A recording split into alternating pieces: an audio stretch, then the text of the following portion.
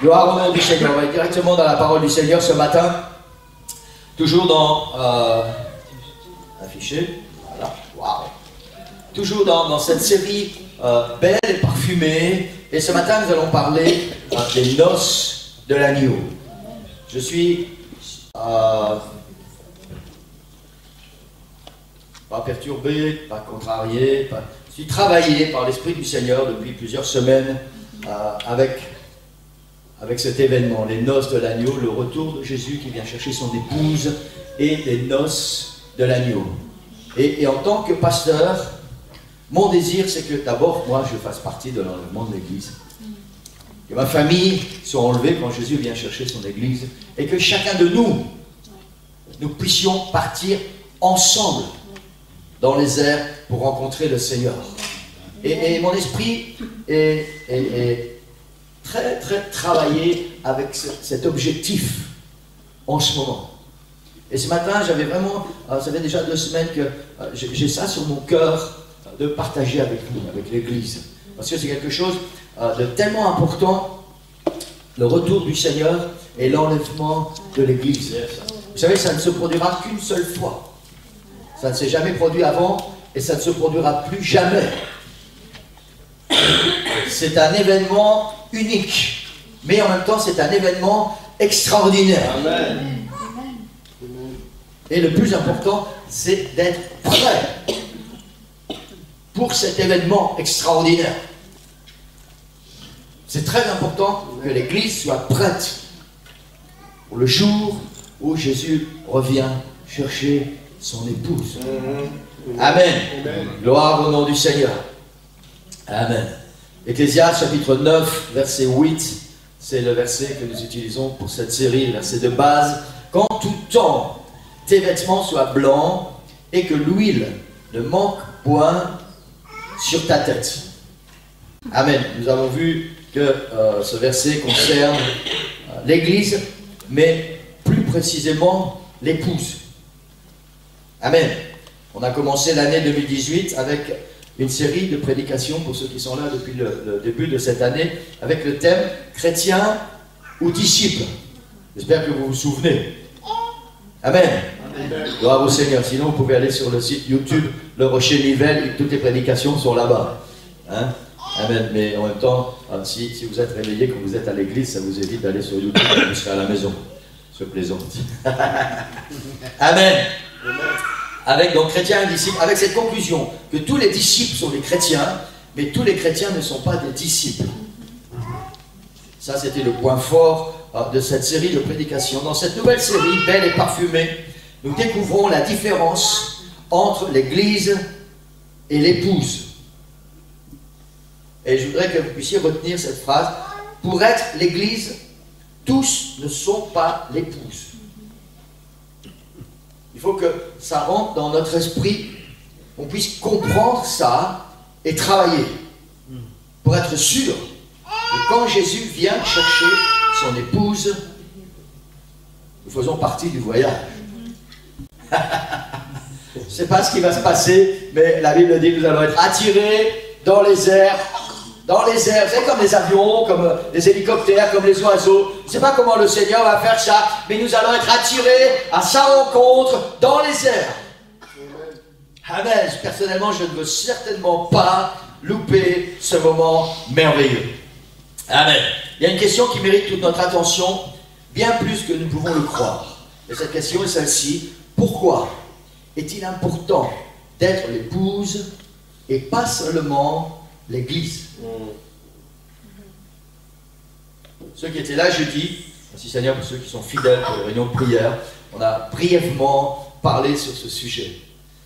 Pourquoi est-il important d'être l'épouse et pas seulement l'Église?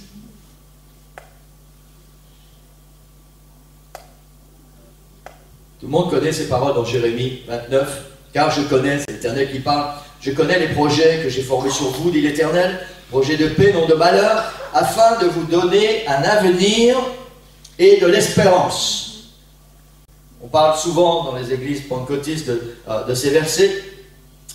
Et c'est vrai que ce texte concerne en particulier les Juifs qui était en captivité à Babylone sous le règne de Nebuchadnezzar. Mais il concerne aussi l'Église. Bien avant que le monde ne fût créé, Dieu savait qu'il allait devoir racheter l'humanité, et ses plans ou ses projets, appelez ça comme vous voulez, étaient déjà effectifs dans sa pensée. C'est un concept que nous devons bien comprendre.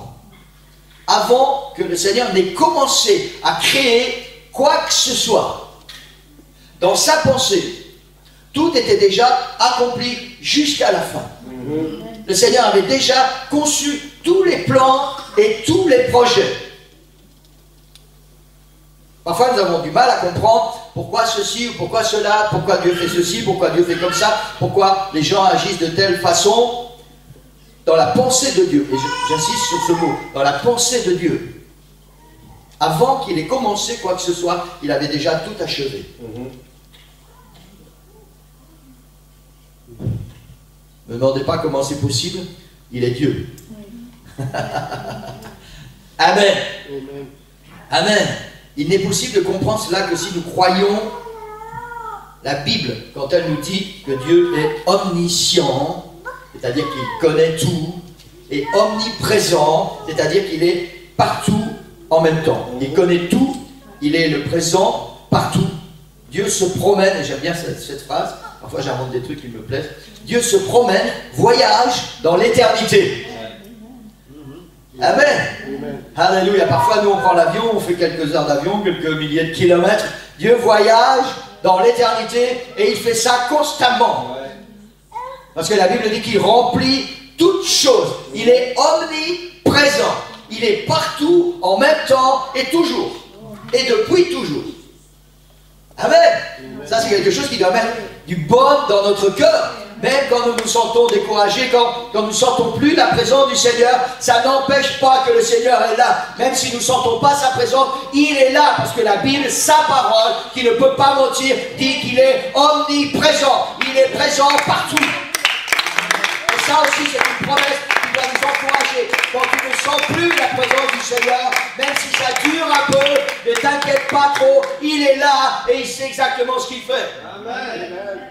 Amen. Gloire au nom du Seigneur. Ce qui s'est passé il y a 2000 ans et ce qui se passera demain, c'est maintenant pour lui, pour Dieu qui habite l'éternité. Il y a également quelque chose qu'il est important de savoir et de comprendre. Dans ce contexte, il y a ce que Dieu veut et il y a ce que l'homme choisit ou décide. Et c'est important de comprendre ce contexte. Tous les plans de Dieu, tous les plans que Dieu a établis, il les a conçus en connaissant à l'avance les choix que nous allions faire. Dieu connaît toutes choses. Et dans tous ses projets, dans tous ses plans, pour chacune de nos vies, Dieu a tenu compte de ce que nous allions choisir, de ce que nous allions décider. C'est important de bien comprendre ça. Dieu n'est pas, comment je vais dire ça, nous ne sommes pas des marionnettes que Dieu agite avec des ficelles au gré de ses humeurs. Le Seigneur a créé l'homme et la femme libres. Libres. Quand il a mis Adam et Ève dans le jardin d'Éden, il leur a dit, vous pouvez faire tout ce que vous voulez, sauf ça. Vous avez le choix d'obéir ou de désobéir. Dans ses plans, pour ta vie, pour nos vies, pour l'humanité, Dieu a tenu compte de ce que nous allions faire, de ce que nous allions choisir et de ce que nous allions décider. Tout simplement parce qu'il remplit l'éternité. Et bien avant que nous soyons créés, il savait déjà quelle serait notre vie. Amen. C'est important que nous puissions comprendre tout cela, Église, parce que parfois, il se produit des choses dans notre existence et nous parlons de providence. Ou de « Ah, mais je ne sais pas comment c'est possible ».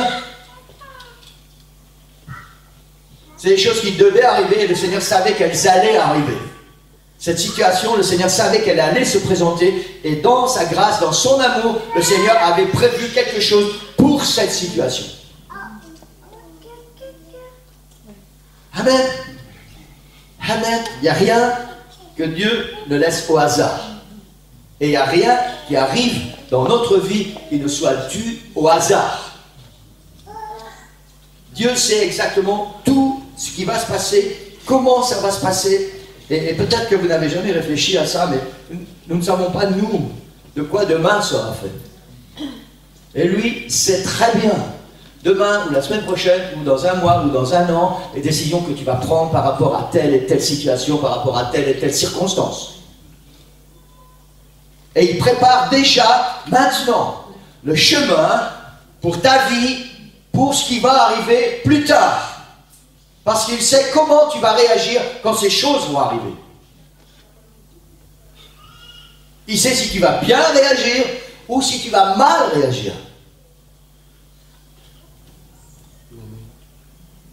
Amen. Dieu a tout dans ses mains. Les projets de Dieu sont que chacun de nous soyons l'épouse. Comprenons bien cette phrase. Les projets de Dieu, son désir intense, et que chacun de nous soyons l'épouse. Mais la réalité est tout autre, à cause des choix que nous faisons.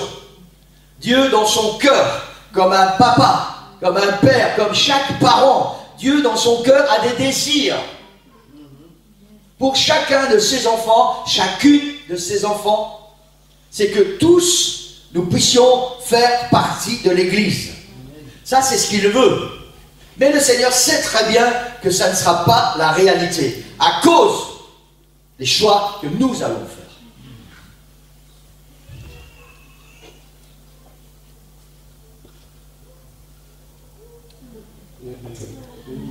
Amen. Vous y croyez, vous ne croyez pas, ça ne va rien changer, vous savez. Ça ne va rien changer. Nos choix, nos décisions déterminent notre avenir.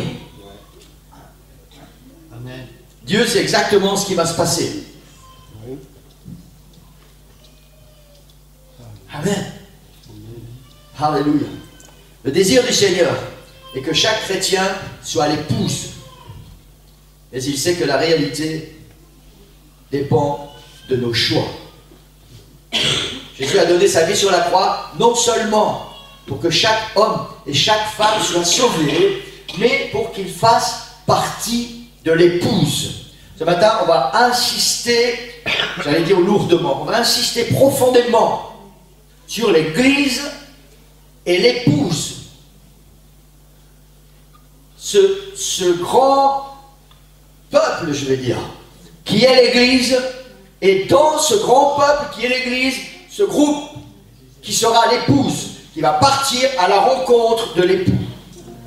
Amen. Amen. Si tellement, et je veux dire tellement trop de chrétiens actuellement vivent n'importe comment, c'est parce qu'on n'entend pas assez souvent prêcher dans nos églises que l'important n'est pas d'être chrétien, l'important est d'être préparé, d'être cette épouse que Jésus vient chercher. Amen. Amen. Amen. Amen. Et on va voir pourquoi dans quelques minutes.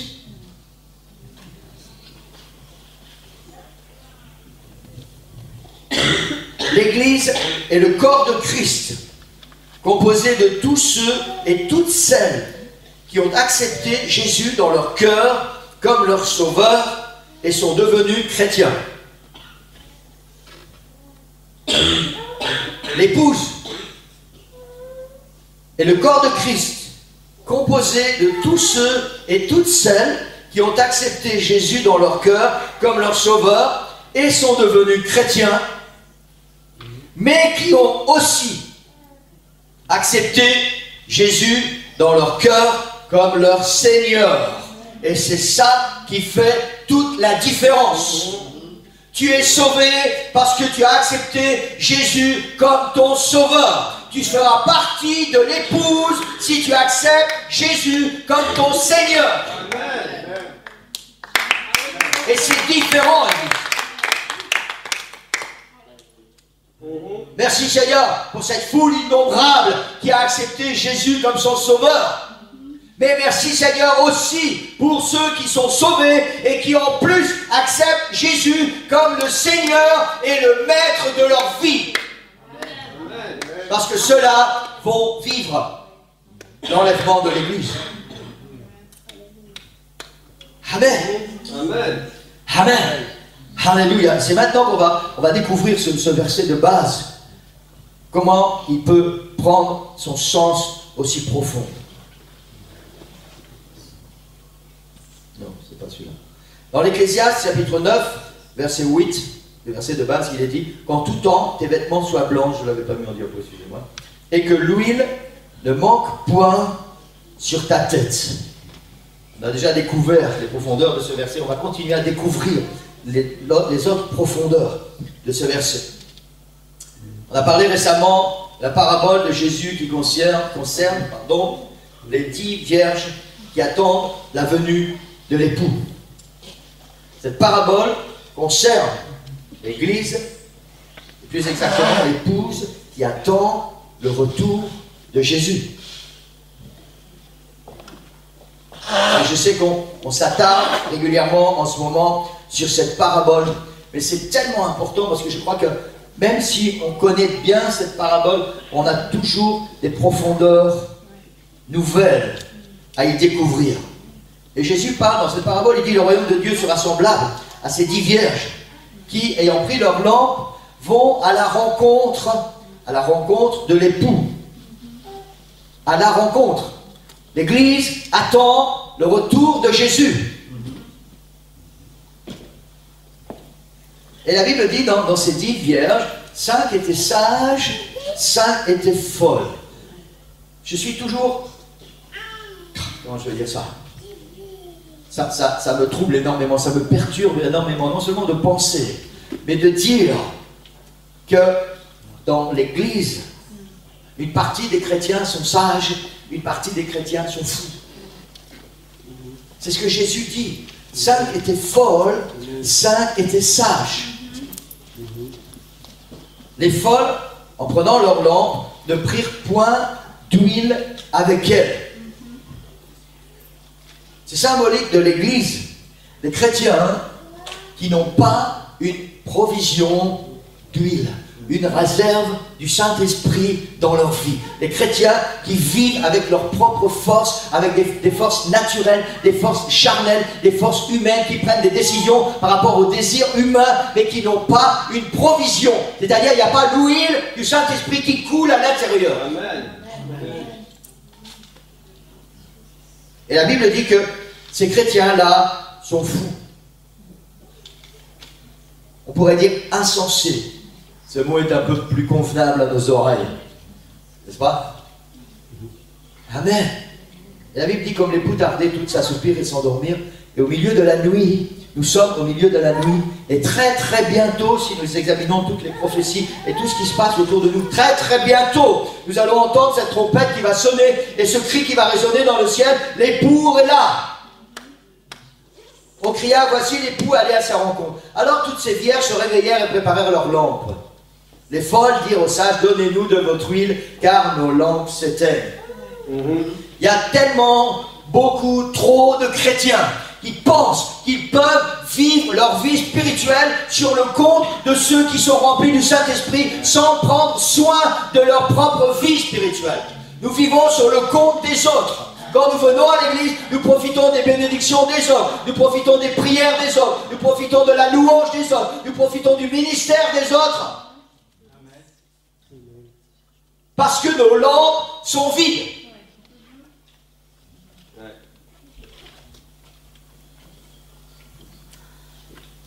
Ton salut ne dépend pas de la bénédiction de ton frère ou de ta sœur. Ton salut dépend de ta coupe. Amen. De ton vase. Il faut que ton vase soit rempli.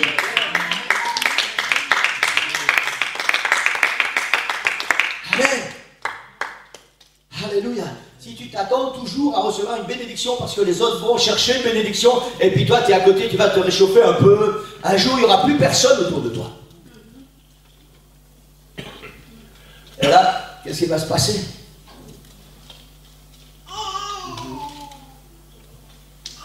Les 7 sages répondirent, il n'y en aurait pas assez pour nous et pour vous. Débrouillez-vous pour en trouver quelque part. Et la Bible dit, pendant qu'elles étaient parties en acheter, l'époux arriva. Pendant que les chrétiens, vous savez, c'est important de bien comprendre ça, les chrétiens, les enfants de Dieu, ceux qui sont sauvés, hein, ceux qui ont accepté Jésus comme leur sauveur, pendant qu'ils réalisent que l'époux est là et que c'est l'enlèvement de l'Église, ils réalisent que pourquoi on a tellement attendu et on a tellement profité des autres au lieu de faire une réserve pour nous-mêmes. Et pendant qu'ils réfléchissent à ça, ils disent, ah maintenant il est temps qu'on se réveille, il est temps qu'on reprenne une vie spirituelle normale, il est temps qu'on se reconsacre au Seigneur, il est temps qu'on s'engage pour le Seigneur. Pendant ce temps, l'époux est arrivé, celles qui étaient prêtes sont entrées, et la Bible dit, la porte fut fermée.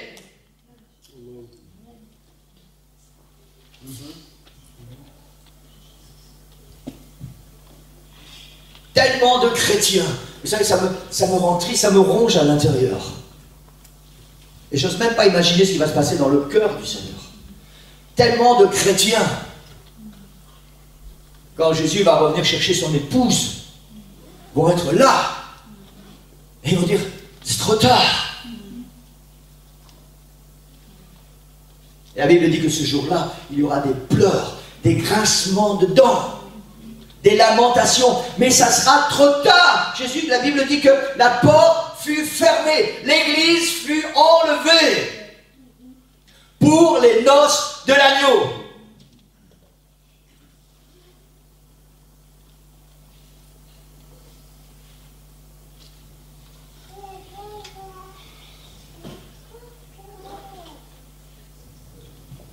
Cette parabole nous enseigne ce qui va se passer quand Jésus revient. Les chrétiens qui seront prêts, l'épouse, seront enlevés pour participer aux noces de l'agneau. Ceux qui auront des vêtements blancs et de l'huile sur leur tête. Qu'en tout temps tes vêtements soient blancs et que l'huile ne manque point sur ta tête. C'est ça la signification de cette parole. Quand Jésus revient, il vient chercher une épouse qui est revêtue de vêtements blancs et qui a de l'huile sur sa tête.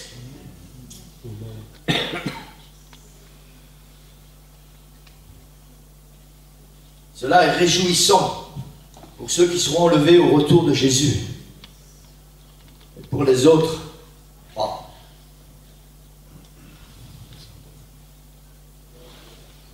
Dans le livre de l'Apocalypse, Jean nous raconte sa vision, chapitre 7. Il dit, après cela, je regardais, et voici, il y avait une grande foule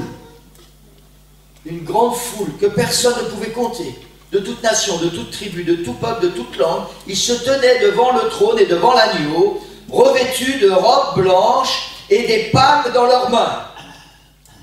Ils criaient d'une voix forte en disant, le salut est à notre Dieu, qui est assis sur le trône et à l'agneau. Et tous les anges se tenaient autour du trône, et les vieillards et des 4 êtres vivants, et ils se prosternèrent sur leur face devant le trône, et ils adorèrent Dieu en disant Amen. La louange, la gloire, la sagesse, l'action de grâce, l'honneur, la puissance et la force sont à notre Dieu au siècle des siècles. Amen. Et l'un des vieillards prit la parole et me dit, c'est l'apôtre Jean qui parle, ceux qui sont revêtus de robes blanches, qui sont-ils et d'où sont-ils venus? Je lui dis, mon Seigneur, tu le sais. Écoutez ce que la Bible dit, la vision de Jean. L'ange lui dit, ce sont ceux qui viennent de la grande tribulation. Ils ont lavé leurs robes, ils les ont blanchis dans le sang de l'agneau. C'est pour ceux-là qui sont devant le trône de Dieu et le servent jour et nuit dans son temple. Celui qui est assis sur le trône dressera sa tente sur eux. C'est important de bien comprendre cette vision. Elle est glorieuse, mais en même temps, elle est terrifiante. L'un des vieillards prend la parole et dit à Jean, ceux qui sont revêtus de robes blanches. On parle de robes blanches. Hein, on est toujours dans ce contexte, qu'en tout temps tes vêtements soient blancs et que l'huile ne manque point sur ta tête. Et l'ange parle à l'apôtre Jean et lui demande, il lui dit, ceux qui sont revêtus de robes blanches, qui sont-ils? Et d'où viennent-ils? Ceux qui sont là, devant le trône, et qui servent le Seigneur. Il y a une différence entre servir Dieu et régner avec lui.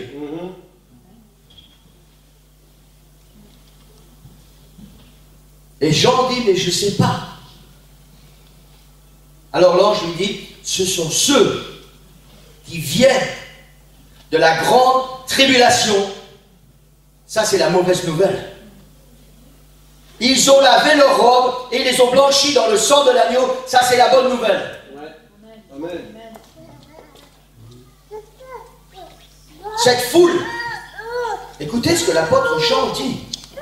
Cette vision, une foule que personne ne pouvait compter, tellement elle était grande. Cette foule, ce sont tous les chrétiens qui n'étaient pas prêts quand Jésus est venu chercher son épouse et qui ont dû payer de leur vie pendant la grande tribulation pour revêtir cette robe blanche et avoir la vie éternelle. C'est glorieux, mais c'est terrifiant.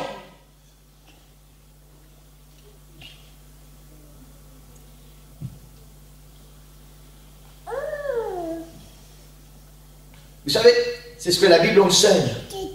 Qu'on y croit ou qu'on n'y croit pas, ça ne va rien changer. Et vous savez pourquoi c'est écrit? Parce qu'on vient de voir ça. Dieu connaît tout depuis l'éternité. Il sait exactement ce qui va se passer. La bonne nouvelle, c'est que Dieu, dans son amour, a prévu un plan pour les chrétiens qui ne seront pas prêts et qui ne feront pas partie de l'épouse pour qu'ils soient quand même sauvés. Ça, c'est la bonne nouvelle. Mais la mauvaise nouvelle, c'est que ceux qui ne seront pas enlevés vont devoir traverser la grande tribulation et payer de leur vie. Et ça, je suis désolé, Église, mais ça n'est pas une bonne nouvelle. L'apôtre Paul dit dans Apocalypse 20, « Je vis les âmes de ceux qui avaient été décapités à cause du témoignage de Jésus et à cause de la parole, et de ceux qui n'avaient pas adoré la bête ni son image, qui n'avaient pas reçu la marque sur leur front et sur leurs mains. » Ceux qui avaient été décapités. L'Église qui n'était pas prête quand Jésus est revenu chercher son épouse, elle a dû subir la mort pour pouvoir avoir la vie éternelle. J'ai déjà dit, Église, et je le répète, à moins que vous ne soyez complètement stupide, ce dont je doute, personne ici n'aime souffrir. Si je pose la question, est-ce que quelqu'un aime souffrir et que vous levez votre main, je vais vous dire que vous êtes stupide.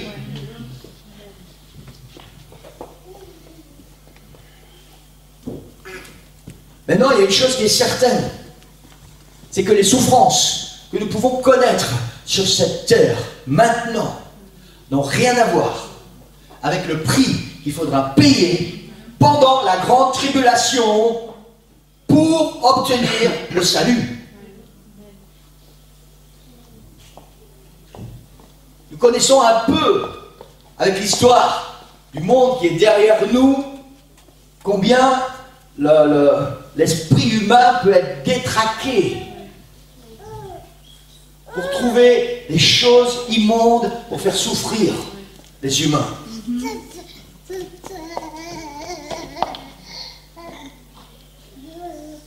En même temps que l'Église est sur la terre.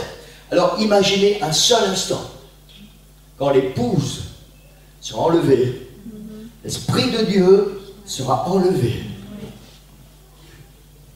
L'imagination diabolique n'aura aucune limite. Je n'ose même pas imaginer ce que devront subir tous ces enfants de Dieu, tous ces hommes et ces femmes, tous ces chrétiens qui ne seront pas prêts quand Jésus vient enlever son épouse et qui vont devoir passer par la grande tribulation.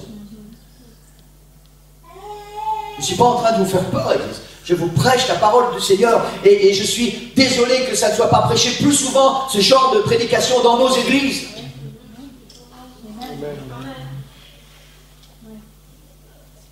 La Bible dit que quand Jésus va revenir, ça va être comme du temps de Noé.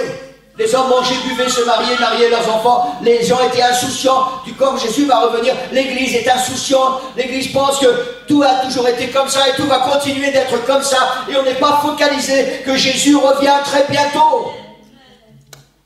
Et on n'est pas focalisé que l'important c'est de servir le Seigneur. C'est que Jésus soit le maître et le Seigneur de nos vies et pas seulement notre sauveur.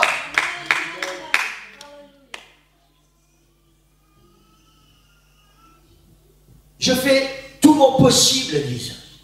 Tout mon possible. Je vous promets, je fais tout mon possible pour faire partie de l'épouse. Parce que je ne suis pas sûr. Je ne suis pas sûr que j'aurai la force quand je serai, comment on dit, martyrisé, quand je vais passer dans cette tribulation. Je ne suis pas sûr que j'aurai la force d'aller jusqu'au bout sans renier le nom de Jésus. Sans dire à Satan, ah, allez, j'en ai marre, allez, vas-y, mets ton truc sur mon front, là. Mets ta marque, la marque de la bête. Il y a des choses dans nos vies, il y a des situations qui se passent dans la vie.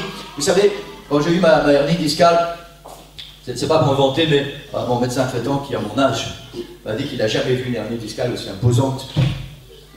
Et c'est pour ça que j'étais en fauteuil roulant pendant quelques semaines et que j'ai dû prendre de la morphine pendant quelques mois. Et avant que la morphine ne puisse faire son effet, ne commence à faire son effet, il y a des jours où la douleur était tellement puissante. J'ai dit à mon épouse, je comprends. Il y a des gens qui se suicident à cause de la douleur. Il arrive un moment où tu ne peux plus supporter cette douleur. Et ce qui m'effraie, c'est que ce que j'ai pu ressentir, et je le sens profondément, c'est rien à côté de ce que l'Église, tous ces chrétiens, ces enfants de Dieu, qui n'étaient pas prêts quand Jésus est venu chercher l'épouse, tout ce que ces chrétiens vont devoir subir. La bonne nouvelle, c'est que l'apôtre Jean a vu une grande foule. Ça veut dire qu'il va y en avoir beaucoup qui vont quand même passer au travers, qui vont quand même, comment je vais dire ça, résister au diable et subir les épreuves, la souffrance et continuer d'avoir leur salut. Mais est-ce que je vais faire partie de cette foule, cette grande foule? Parce qu'il y en a d'autres qui ne vont pas passer. Est-ce que je serai capable, Église, de résister à une souffrance, qu'elle soit physique ou qu'elle soit morale? Je ne veux pas vous faire peur. Je ne veux pas faire peur aux internautes qu'il y a des gens qui vont nous regarder sur Internet. Et vous savez, sur cette terre, il y a énormément de témoignages que des gens se sont convertis parce que d'autres ont été des martyrs. Les gens ont donné leur cœur et leur vie au Seigneur parce que des enfants de Dieu ont été des martyrs. Je me souviens d'un missionnaire dans un pays sous-développé. Un missionnaire, il a été arrêté avec sa femme et ses enfants et on leur a demandé de renier le nom de Jésus.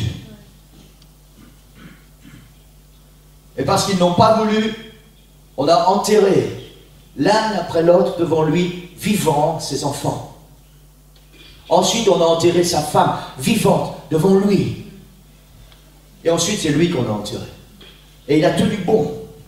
Et je me pose la question, Seigneur, si ça m'arrive à moi, si je ne suis pas prêt quand tu viens chercher ton église, est-ce que je serai capable, pour ne pas renier ton nom, de voir mes petits-enfants, de voir mes enfants, de voir ma femme enterrée vivant et mourir certainement dans des lamentations et atroces?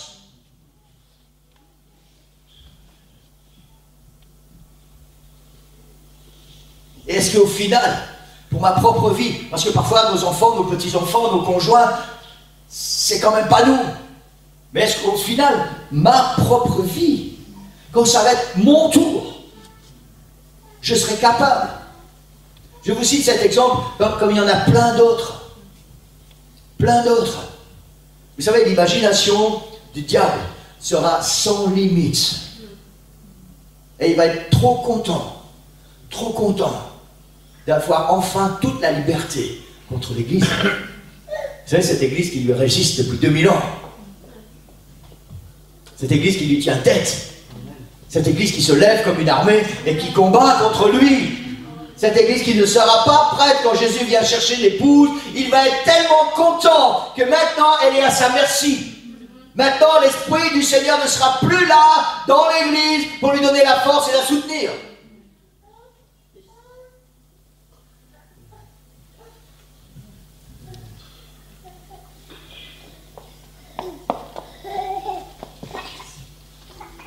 Plusieurs questions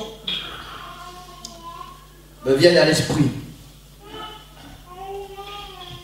Si je ne suis pas capable d'être fidèle au Seigneur maintenant que son esprit est en moi. Et j'aimerais que nous puissions tous nous poser cette question. Au cas où je ne ferais pas partie de l'épouse, est-ce que je serais capable de supporter les atrocités de la grande tribulation quand je n'aurai plus en moi la puissance du Saint-Esprit? Je crois vraiment que ça vaut la peine qu'on se pose cette question. Si je ne suis pas capable maintenant, en ayant l'Esprit du Seigneur, d'être fidèle, de marcher dans le chemin que le Seigneur me trace et qu'il me demande de suivre, de quoi serais-je capable quand il n'y aura plus l'Esprit du Seigneur?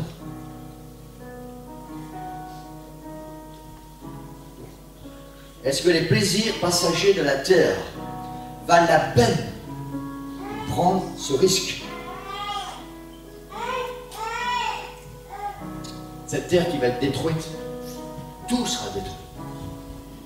Est-ce que les plaisirs qui sont sur cette terre valent la peine de prendre ce risque? Ne vaut-il pas mieux pour moi de laisser Jésus prendre maintenant la place du Seigneur dans ma vie et de lui obéir?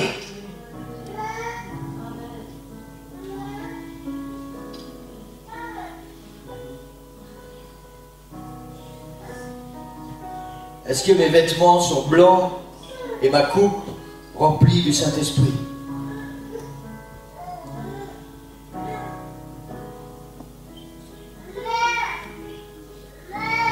Les projets du Seigneur sont, ces plans sont que nous puissions tous ensemble être enlevés quand il vient chercher son épouse. Et la vraie question, c'est: est-ce que je vais faire partie de l'épouse? Vous savez, Satan, la Bible dit qu'il se déguise en ange de lumière. Satan est en train d'endormir l'Église pour que nous passions à côté de l'essentiel, à côté de ce qui est important. Vous savez, j'ai réalisé une chose dans ma vie. L'important, c'est pas de dire: ah oui, le Seigneur veut que je fasse ceci, le Seigneur veut que je fasse cela, je dois donner ceci, je dois donner cela. Parce que je suis seulement sauvé. Quand je fais cette prière, je dis: Seigneur, je t'ai accepté comme mon sauveur, mais maintenant, je veux que tu sois aussi mon Seigneur. Vous savez, on ne se pose plus de questions.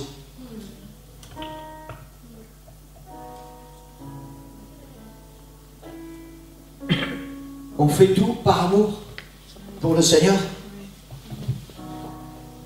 Juste par amour, parce que le Seigneur nous aime et parce qu'il vient nous chercher.